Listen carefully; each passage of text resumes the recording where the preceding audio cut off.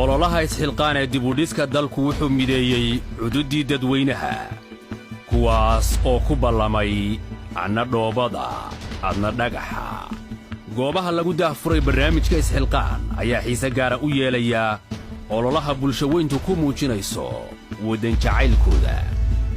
egas fiyooro weeye halkaasi waa hoygii fanaaniinta waaberi goorya ayaanba ay ku farxi jireen hidde iyo dhaqanka soomaalidu ay leedahay sii soco halkanina waa qalfooftii madxafkii qaranka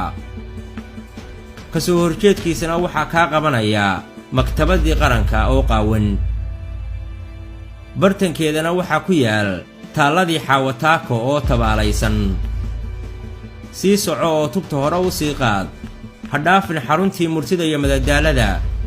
oo ma mooddaa in tiyaatarkani uu ka ashkatoonayo garaafaha saaran gibilkiisa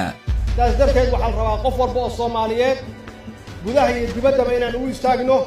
inaan dalkeena dib u soo dhisanno oo aan tusno caalamka Soomaali waxay ahaan jirtay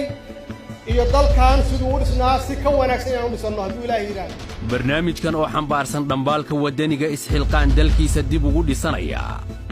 kowdhe aragtida murtilayda Soomaaliyeed labadhe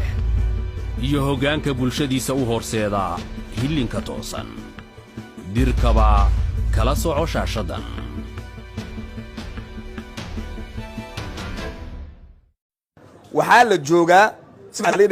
waxaa la joogaa xilligii dadka Soomaaliyeed ay noqon lahaayeen bini'aadmi oo u dhaqmi lahaayeen sida bini'aadmiga waxaa la joogaa xilligii dawladda Soomaaliya ay dadkeeda ula dhaqmi lahayd dadkeedu inay yihiin bini'aadmi waana midda keentay maanta in dawladda ay timaado